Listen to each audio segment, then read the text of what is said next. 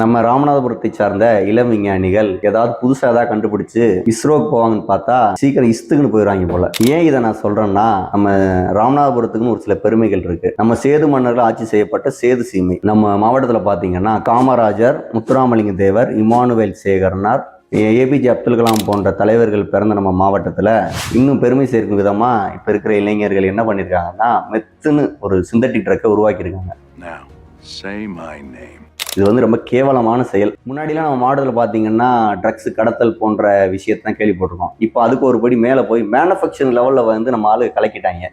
அதான் என்னன்னா, இப்போ அடுத்து டிஸ்ட்ரிபியூட்டரு அடுத்து எல்லாமே கேட்பாங்க போல. அந்த லெவலுக்கு வந்து ராமநாதபுரத்தை வந்து வளரும் மாவட்டமாக வந்து இந்த விஞ்ஞானிகள் வந்து ரொம்ப பாடுபட்டு முன்னேற்றிட்டு இருக்காங்க நான் சொல்கிறேன்.